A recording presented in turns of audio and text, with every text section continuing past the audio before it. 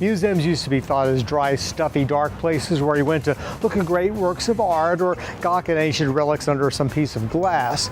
In recent decades, however, museums in America have changed, and there's lots of interactive activities and lots of things not typically associated with museums. That's certainly true with the museums here in Museum City, Portsmouth. We're going to take a look at some of those museums and what they have on store for the September and October on this episode of Museum Moments.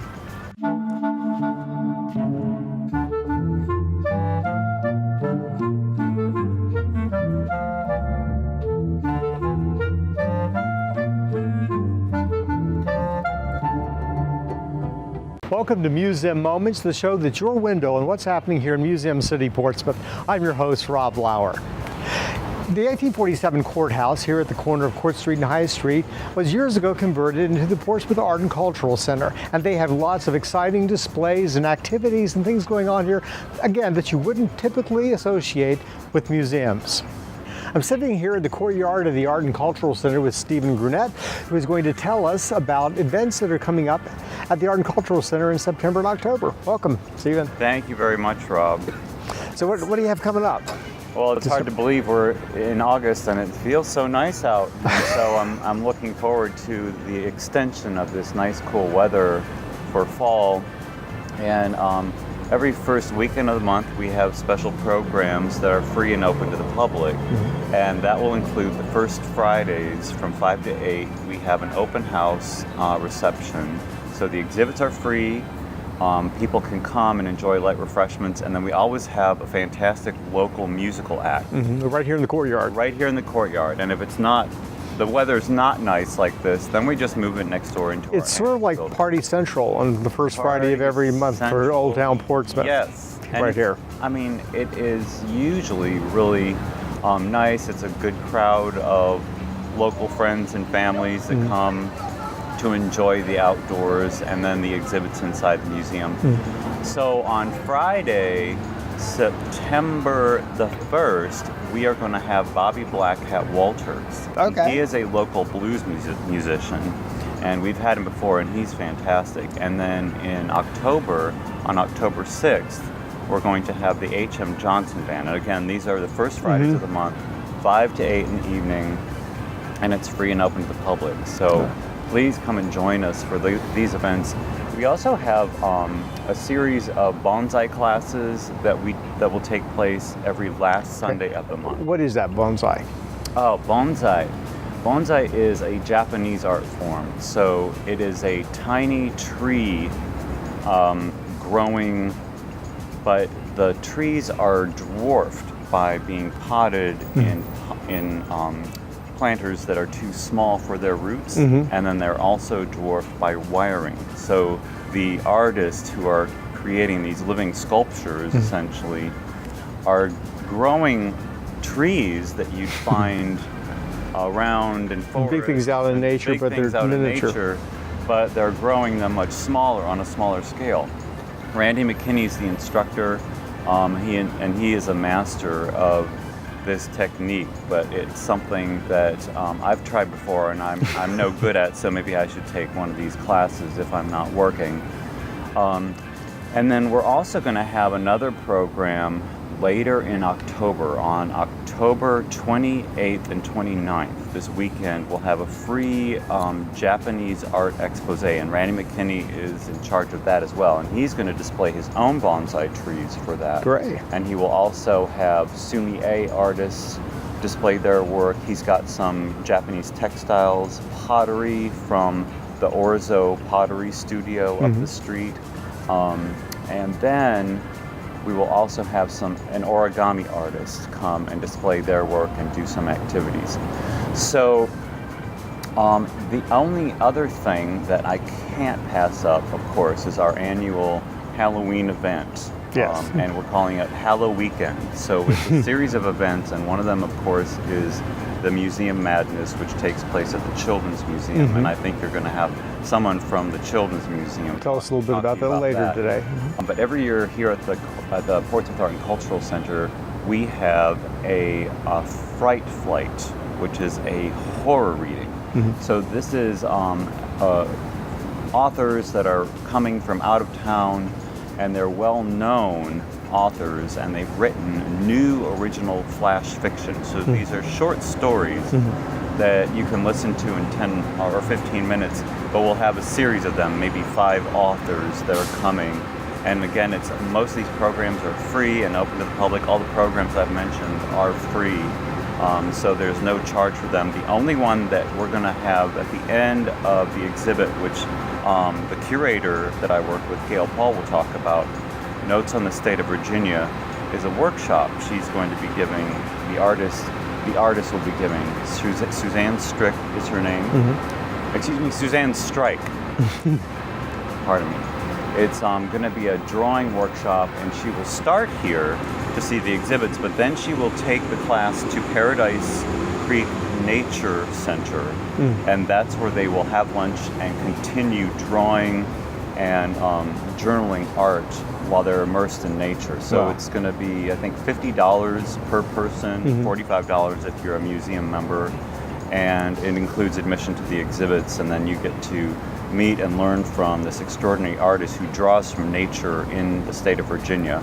That's great. And the World War I exhibit will continue through October as well. So the date for that workshop is October 14th. So it'll be about the last weekend of that exhibit, Notes on the State of Virginia, with the artist Suzanne Strike. All right. Well, thanks for... So, did you have any questions? I can't think of anything. I think you've covered it all, but thanks very much, Stephen. Okay, you're welcome, Rob. Thank you.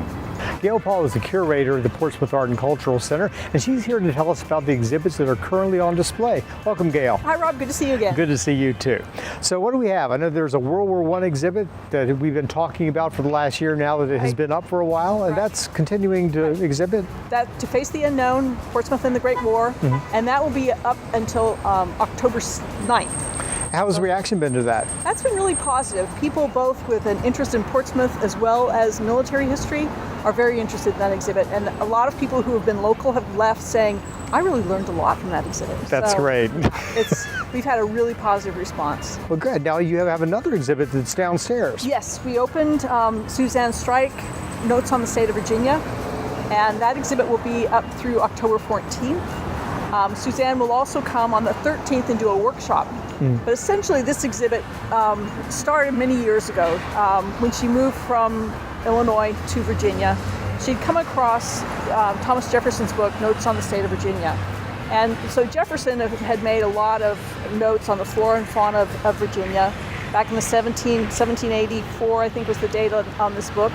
And so she wanted to follow the same idea and retrace essentially like some of the places that Jefferson had been, kind of making notes on the changes that had taken place. So this is quite a daunting project, and she also wanted to make it her own.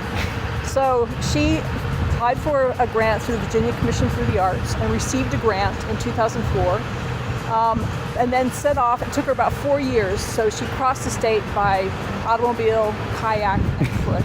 Kayak. I didn't know you could cross Virginia with a kayak, but that's rivers. That's and the wow. Chesapeake Bay. So she went to a lot of these locations, and when Suzanne was trying to determine what she wanted to do, it was a toss-up between biology or art, and art won out, but yet her interest remained. And so a lot of it is like the very detailed drawings, sketchbooks.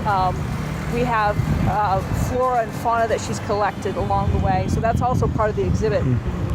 It's a very interesting display because it's very, there's a lot of different media that's involved. The workshop that she's going to be offering on October 13th, it will be partially here, and then part of it will go to Paradise Creek Park here in Portsmouth. And people can bring their own sketchbooks, but she will be guiding people on, like how to observe and really getting out in nature and drawing in nature. So that's the essence of Well, that sounds really great. All right.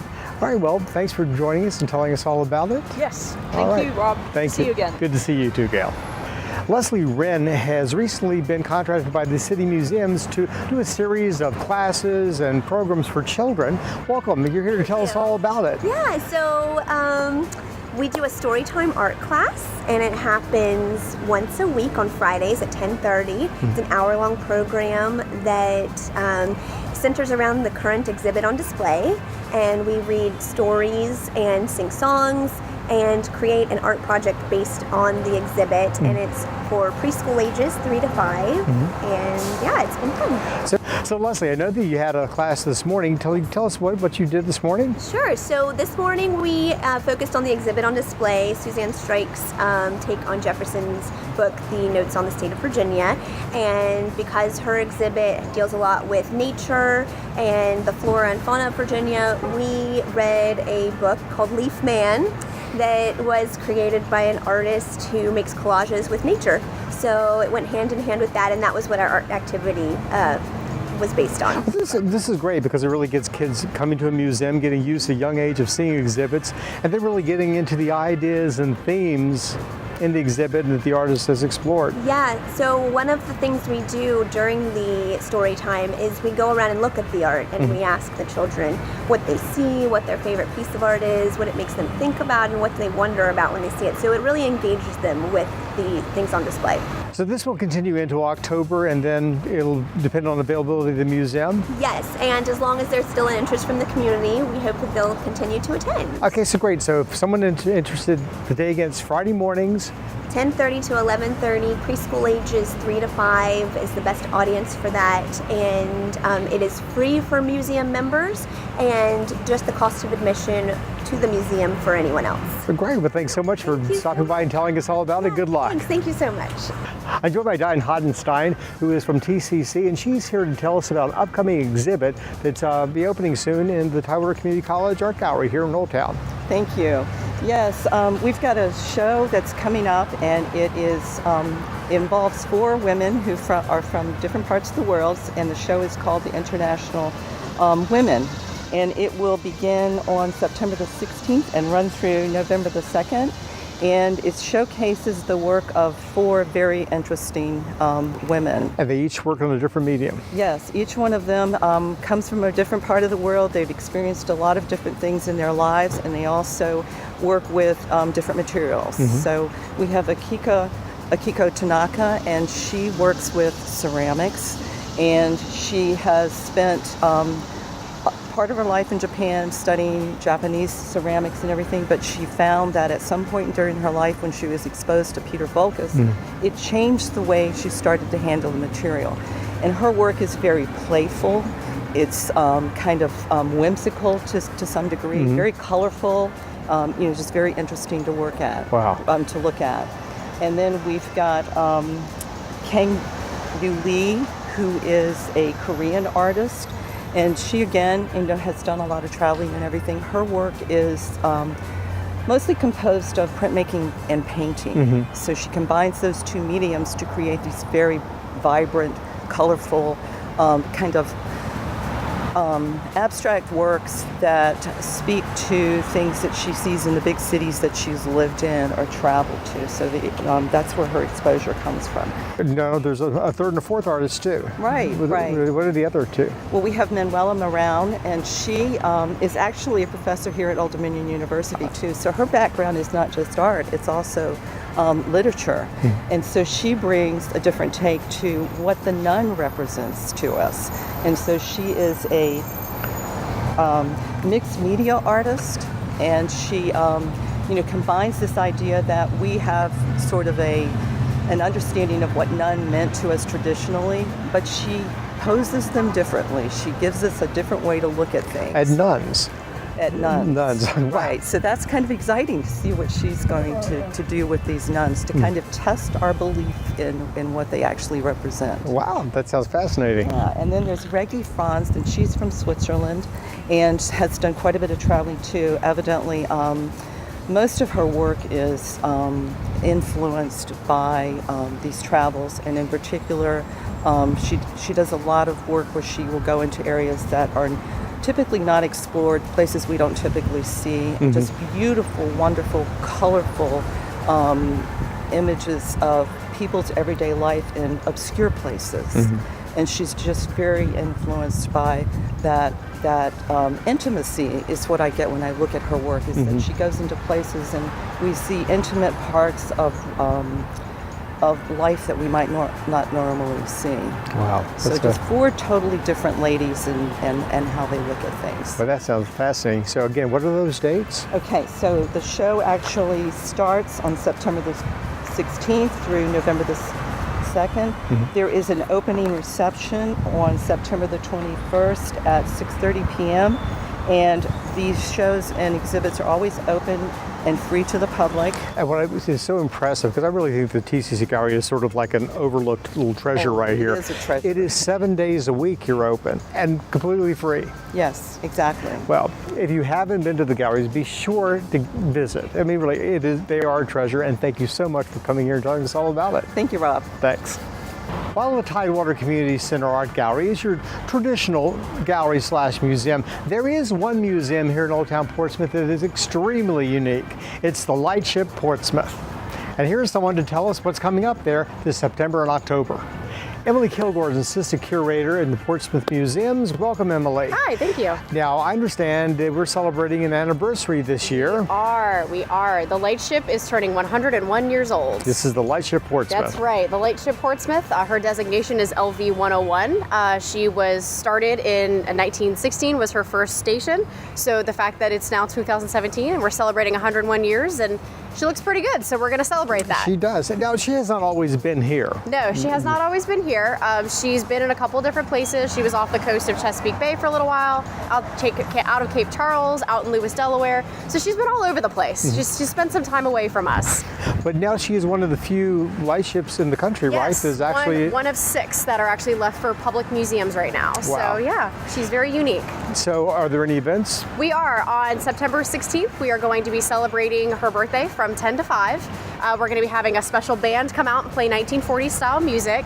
We're going to have some living historians come out and kind of talk about what it means to be in the Navy and the Coast Guard in the 1940s. And then we're just going to have some cake. Of course, we're going to say happy birthday, sing it, and everything. So That sounds like a lot of fun. yes, it's going to be great. So is the Lightship open now on any regular It is. basis? It's open on Fridays and Saturdays from 10 to 5, and on Sundays from 1 to 5. And she's free, so you can come visit us at any okay. time during that time. Well, let me ask you, how are things going with the renovations for the Naval Shipyard Museum? We're doing a lot of building repairs. It's still a long time coming. There's a lot of not so attractive work that's being done on the interior and the exterior. So it's a slow process, but we hope to eventually be open within the next couple of months. We'll Great. see. Well, we're looking forward to that. Well, thanks for coming and telling us you. about the Lightship's Sure. anniversary, and be sure to check out those events. They sound like a lot of fun. Yes.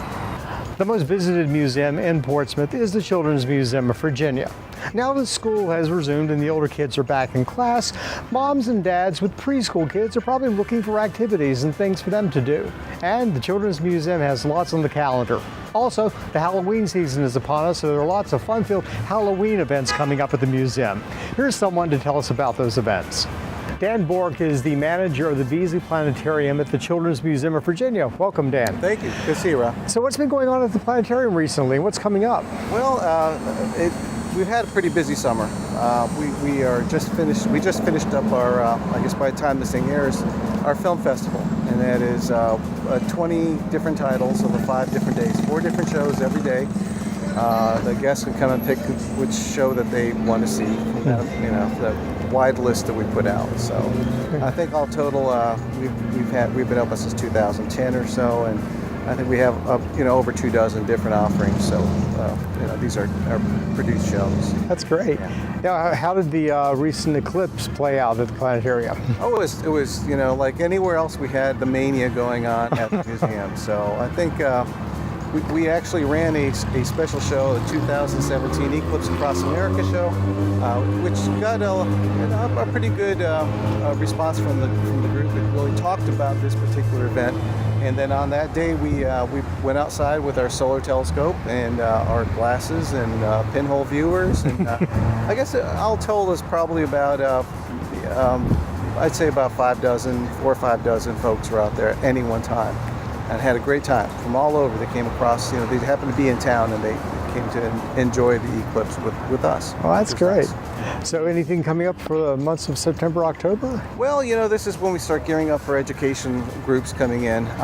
In the past, we really kind of catered to Portsmouth Public Schools, and now we're really have an opportunity to to welcome different school districts from across the area. We're in the process of putting shows together.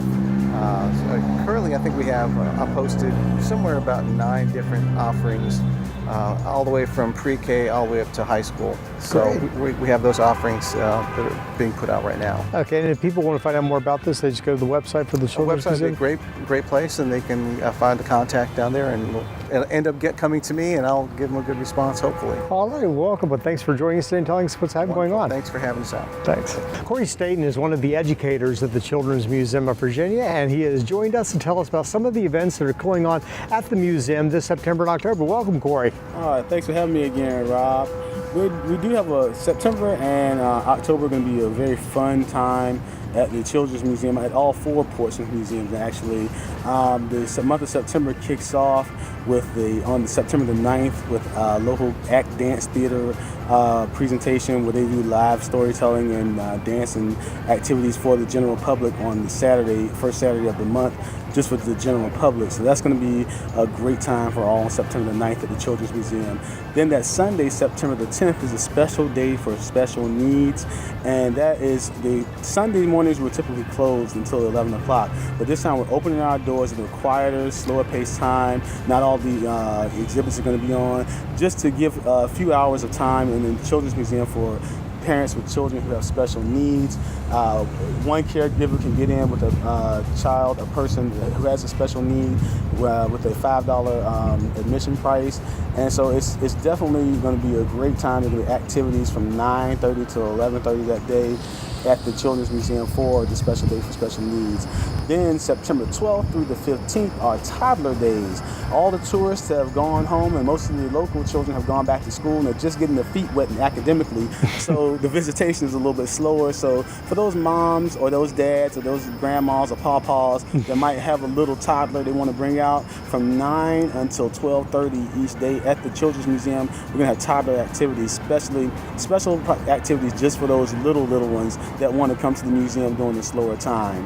On September the 22nd, we have our homeschool day, autumn day created just for homeschool educators of children who are K through 12. There'll be special educational programs that we do at the Children's Museum. There'll be some STEM-related activities and special guests. So that'll be a great time for those homeschool educators to bring their kindergarten children, younger like primary school age children, to the event. But we do welcome the older homeschoolers as well.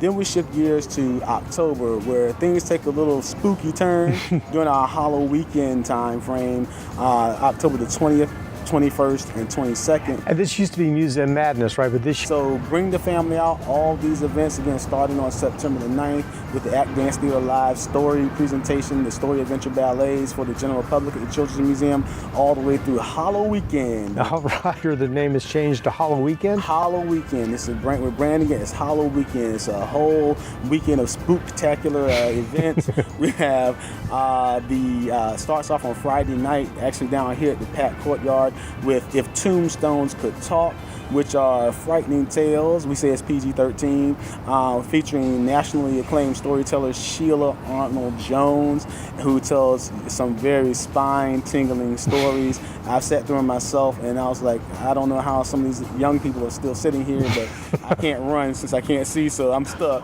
But it's a good story. She does a fabulous job of creating a picture with her words. So that's Sheila Arnold Jones. She'll be performing on that evening, as will other storytellers. Then the 21st, there'll be activities at the Children's Museum and at the Portsmouth Art and Cultural Center in celebration of Halloween weekend, and it goes through the 22nd on that Sunday. So bring the family out. All these events, again, starting on September the 9th with the Act Dance Theater live story presentation, the Story Adventure Ballets for the general public at the Children's Museum, all the way through Halloween weekend. All right. October. Well, thanks so much. Sounds like a lot of fun, and this is just more proof that museums are not the dry, stuffy places that people used to think that they were. Thanks I'm for in the city of Portsmouth. They certainly are. Thanks for coming and telling us about it, Corey. Thank you. Well, that's it for this episode of Museum Moments. If you want more information on any of the exhibits or displays or activities that we've covered today, simply log on to www.portsvaevents.com. They have all of these events and exhibits listed by date. You can click on and also find links to the museum websites. Join me next time for our November-December 2000 episode of Museum Moments. Until then, I'm your host, Rob Lauer.